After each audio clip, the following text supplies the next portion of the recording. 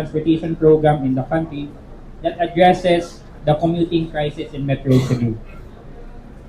So what you can see right now is just some of the problems that Cebuano commuters are experiencing. To give you numbers about it,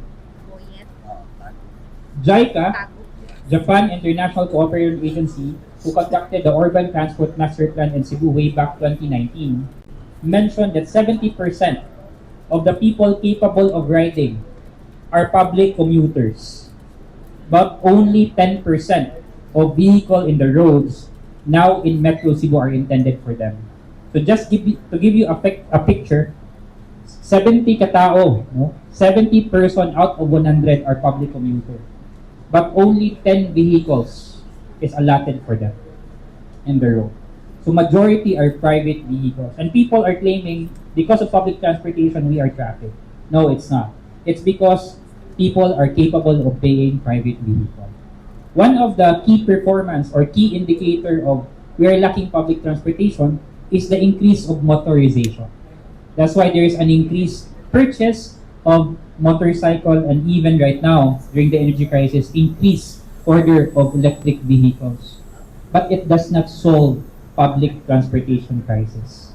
The Tabang Pangbyahe main goal, availability, accessibility, and reliability of public transportation service that is focused mainly on commuters' experience that through this project, that through this Tabang Pangbyahe, nindot nga biyahe ang ma-experience. Nindot nga biyahe that can be seen through seamless travel experience that include reduced waiting time for boarding from 40 minutes to 1 hour, in average as of present, to 15 to 20 minutes during peak hours. Travel experience should include the waiting time. Dali, ngano dali man, because aside from shortened waiting time, travel is more efficient.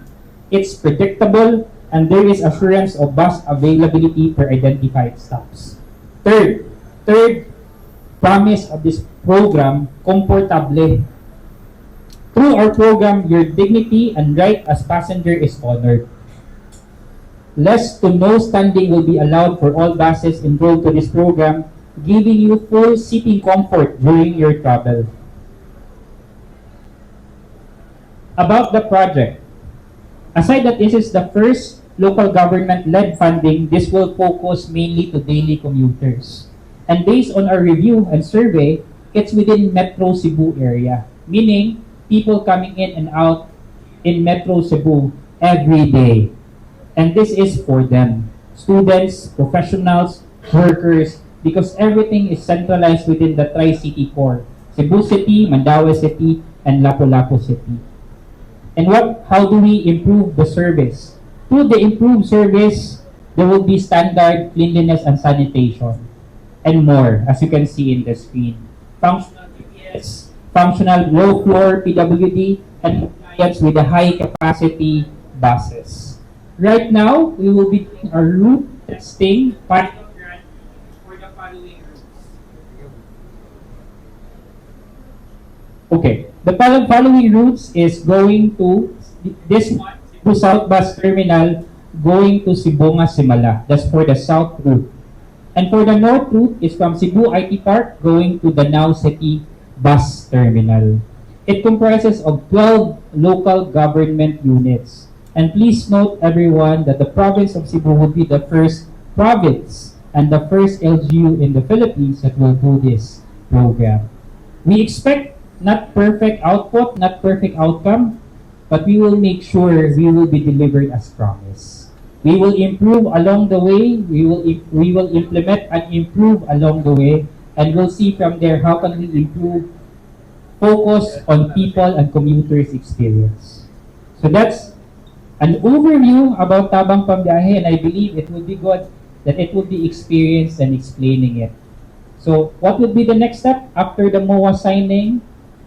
There would be now procurement of the buses, not buses, but the services of the operators.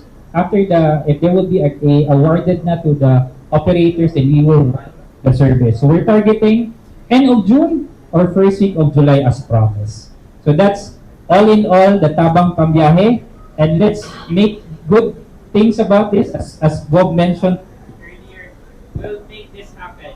Because if this will be successful, the rest of the provinces all over the Philippines and will be able to replicate and upscale the program at their own context. So that's it, may hapon, and may we have a fruitful discussion, guys.